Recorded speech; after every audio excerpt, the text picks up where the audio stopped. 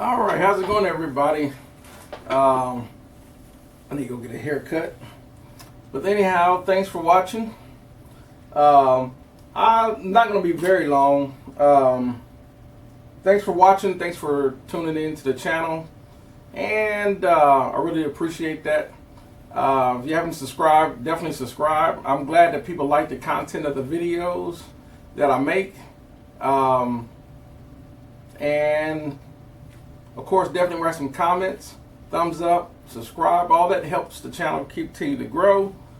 Other than that, what I want to talk about in this video really quick is the use of gear and why a lot of and I had to think about this for a second, but the use of gear and why do certain studios tend to like some of the ubiquitous gear, and then of course people like myself, and there are lots of people out there that go buy maybe clones or things like that to emulate what what we consider the standard gear to get in a studio, ranging from a console to outboard gear like you see behind me, preamps, microphones, studio monitors, the whole deal, right? So I had to think about this.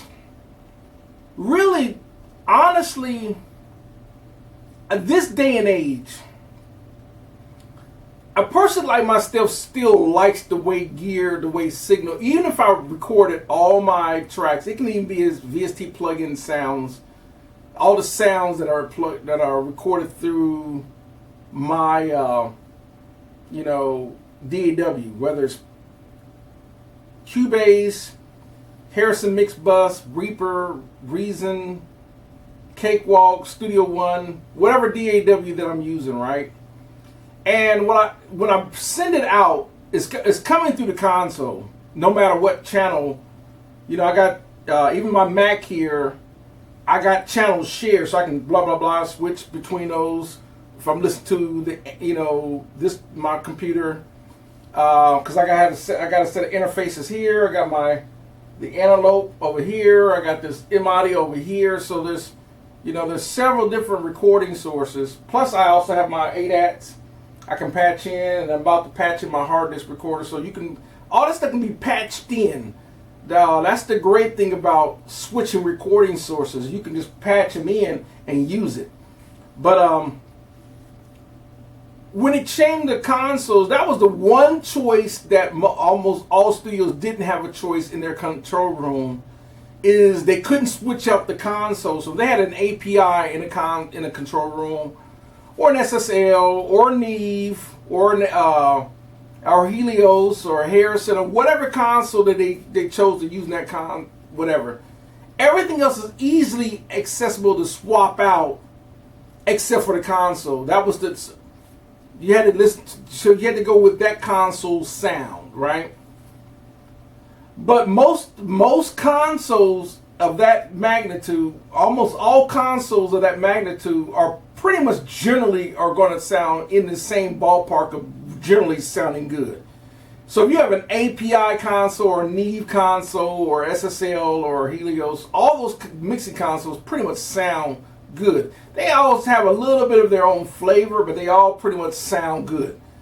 But majority of the consoles only adding a small fraction. I mean, it's a big enhancement, but it's only adding a small fraction of the equation. Majority of the sound, 50% of the sound, is the source, the singer, the instruments that's being used in the room that's being recorded. The other percentage is just how the engineer is using the gear. So with that being said, whether you decide whatever preamps that's going to be used, or you're going to use the console's preamps, or whatever outboard gear that you're using, which boils down to mainly the outboard gear. And I only want to talk about this very briefly. If you look back in the past where studios were becoming more and more inventive on what gear they can use to change the flavor, because the choices of gear in the 76 was very limited. So they started using radio broadcasting gear like Pultecs. Pultecs were designed for studios. Pultecs were designed for radio, military radio at that. You know, Pultec really stands for Pulse Technologies. But it was really designed for broadcasting, and then they incorporated into the civilian broadcast because they realized, oh, that's why if you look at the settings on a Pultec, that's really not, you know, the boost and attenuating feature is really so you don't, you was trying to fatten the EQ sound, or you're trying to thin it out a little bit, or you didn't want to boost. That's why it has that unique effect between boost and attenuating. It's kind of really what you're doing is taking a certain frequency and fatten it up, or let me thin it out a little bit, and it, you know, crease this effect.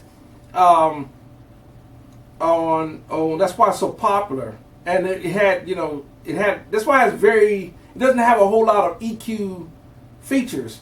But then, you know, if you really want to get surgical, you know, you graphic EQs where they're, you know, there's set frequencies that you can boost or cut, and so forth. But I don't want to go into details of EQ. What I do want to go into is, at that time, when they started using compressors, or Bill Putnam, that, you know, they created Universal Audio and UA, and he came up with his 1176 and so forth, and everyone started using the LA2A and all these different compressors because they created these sounds over the signal. This became staple gear in the 60s, 70s, /80s. And this is why you start seeing LA2As. That's why we look at the LA2As. Really only got a gain and a reduction knob. It's really because it's an optical system.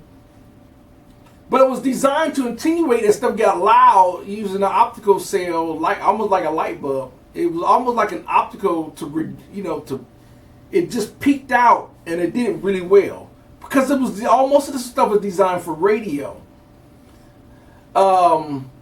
But in the end, it worked in the studio, and it just became stable pieces of gear. So the point that I'm making, when you start seeing all of the gear, including all of us, that what we would do, people like myself that been in the studios, and you would look at them, you look at all their outboard, oh man, they got 1176s. You learn what the gear is, right? So they got distressors, or they got 1176s, or they got drummers, or they got 2-Tech, or they got Channer Limited, you know, Great River, and all these different brand names of pieces of gear, finding out that what it was, the reason why they had so many choices of outboard gear was the engineer wanted to change up each, even though almost all compressors pretty much do the same thing. They compress, but they all compress the signal in a certain way according to that piece of compressor gear, right?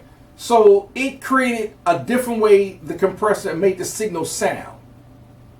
This is, you know, so sometimes you want, some compressors reacted fast and made it sound. Some compressors reacted a little slower, made it a type of sound. And engineers learn to hear that and say, okay, well, I like the way that the compressor is going to sound or react on this signal. So I'm going to use this compressor, even though a lot of the other features like attack, release, makeup gain, and all that generally just did pretty much the same thing if your compressor can have those options. Some compressors don't have those options at all. And then there are some compressors like this Alesis 3630 where you can really, you don't have set frequencies like 2-to-1, 4-to-1, 8-to-1, 16-to-1 or limiting, and that's it. Like 1176s, those are set. It's like presets, and you're stuck with those presets. Versus the 11, you know, you can go 5-to-1 or 7-to-1 just by turning them down. That's what I like about compressors like these right here. You can really, I might want to go 5.5-to-1. That's what's great about a compressor. Like, you just put it at 5.5-to-1 because that fits the compression ratio I'm trying to compress. So to sum up the video on that was, when they had all these different pieces of outboard gear, you got to remember at that time, plugins was non-existent when all these outboard gear became staple pieces of gear. Plugins were non-existent, right? So they had no choice but to use outboard gear. They had no choice. You had to mix all those signals together, so you had no choice but to use a console. And everything was coming from a tape machine because you couldn't record into computers then. Audio interfaces were non-existent then. You had the 2-inch tape machine or some sort of tape machine. 16 track, how many tracks you could record. The more tracks, the more at that time, studios that could afford they afford more clients because they can multi-track more signals at the same time versus the smaller recruiter, because all this stuff was costed. Because every studio owner has to buy their gear. So 24 tracks became, okay, well, 24 tracks is more than enough because I got enough tracks to record the drums. I only need a couple channels for guitar. I only need a channel 2 for synths. I only need 1 or 2 channels for bass, and then 1 or 2 channels for vocals, whatever. But I needed at least 6 to 8 tracks channel for drums. And even if you had a large console, let's say you had 16 mics on drums, those could all be grouped into 2 groups. And so that way you can group all your signals to go into a tape machine if you only had an 8-track. Let's say you had an 8-track. Well, you had 8 groups. All these 8 groups can go, and you can group all your into this and then go into the recording that way.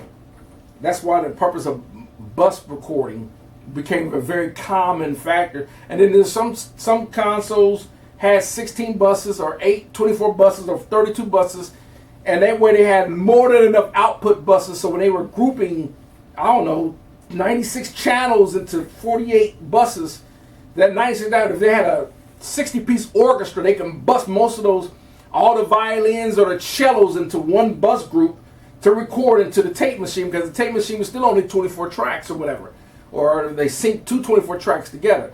When you're looking at the way they used to record compared to now what DAWs can do now, the only thing that's going to slow you down in your DAW is your computer's processor and your interface. Other than that, and maybe the sampling rate and how much RAM you got in your Mac or your PC. But to sum it up, on your recording, you look at it now, the outboard gear that we all consider to be staple, at that time, that was the only choice. But here's what's great about, and this is the big debate where some people figured, even though we have plug-in, which is software, outboard gear software emulations, there are a lot of people that still feel that the software emulation plugins just aren't doing the job compared to a real piece of gear. Then there are people that says, no, the software does it well, because my philosophy is whether you use a real piece of gear or software, the thing is your audience can't tell the difference. They don't have a trained ear. It's like a musician, whether they're a bass player. Bass players know exactly how they want their basses to sound. But the actual untrained ear, and I was the same way, really, I'm like, they sound like a bass to me. Sound like, okay, I don't care if it's a Music Man or a Fender. And they both sound like bass, especially in the low end, and especially the way they're playing it, whether they're fingering or slapping, or whatever technique they're using. Sound like a bass to me, but until I start listening to all these different basses without all the EQ of the amp and the EQ of the bass, and then just listen to the bass flat and the strings that we're using and all that, then I can start hearing, I can start hearing more characteristics of the bass. It took me, I really recently, because other than that, basses sound like bass, but see, I'm not really a bass player. I play bass, but I don't consider myself to really be, like a Marcus Miller, Stanley Clarke, Victor Wooten bass player. I'm just someone who can play. I can play the bass. So I didn't know the differences, even the way the bass is, how the bridge or the nut or the neck or the wood or so. As long as I got a nice sound on the bass, I'm like, well, that sounds good. I can use that. Same thing with guitars. There's specific guitar. Now I can hear the difference between a Strat and a Telecaster, or hollow body. Maybe Les Paul or I can hear the difference in that. But overall, now what I really would hear the distinctive differences in instruments would be keyboard makers and the patches they were using, like Roland EPs versus Yamaha EPs, which I'm more biased toward Yamaha EPs. They sound fuller than me.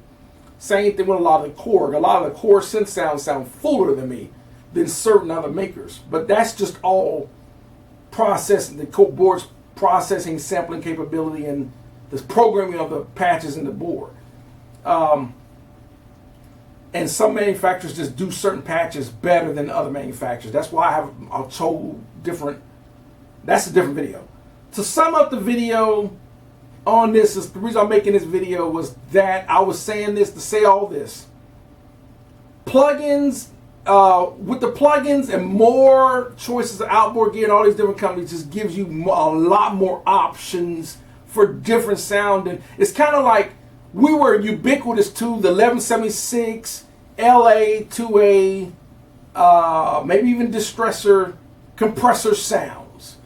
And everybody wanted that sound, but really when you think about it, if you use the same compressors and on everything in every mix or recording, everything starts to sound the same. Even if you use the same Neve preamps, the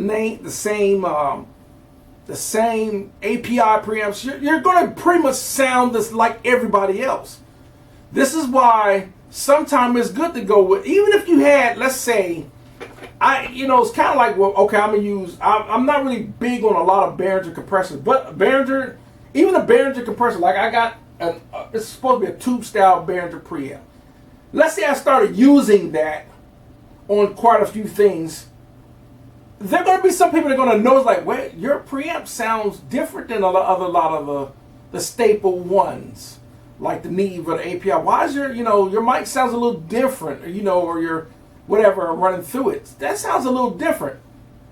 That's what starts to change up. And a lot of times that could be the ingredient that you need to stand out. It's kind of like, okay, you got the same, if everyone's using the same DW drum set with the same, let's say they're using Remo skins, the same Vic First sticks, whatever weight of sticks they're using, the same pasty cymbals or whatever, or some people pronounce it pasty, or Zildjian or whatever. You got the same, and then the only thing that's going to change the way the drum sounds is the drummer and how he attacks the drums or when he plays it. And that's going to still sound like the same kick. Versus, Yamaha drum set versus, that's why there's so many different varieties of drums. Yamahas versus Pearls versus Tamas versus DWs versus Ludwig versus Gretsch. All these different drums sound different. Even if the drummer plays them different, it changes the flavor. The same thing in gear. This is the reason why it was so great to have plugins and, like, for example, the Fab Filter plugins or whatever plugins you like to use. It just changes things. So that's the reason I'm come to this mind approach that I don't want to use, this, because if I'm just stuck with just the same outboard gear, I have no, then I really believe it or not, even if you can be in the big studios that have most of them have about as much as outboard gear as I got. I got quite a bit I got pretty much about the same amount of outboard gear you would see in a commercial studio. But then they're limited to those outboard gear compared to your multi choices of plugins. So if you mix the two, you can come up with so many different to add the flavor up. So that's going to sum up the video on why things are better today with hardware and plugins compared to just the old way. So that's going to do it for the video. Thanks for watching, and I appreciate all my subscribers that subscribe to the channel. Appreciate you. Thanks, and y'all have a great one.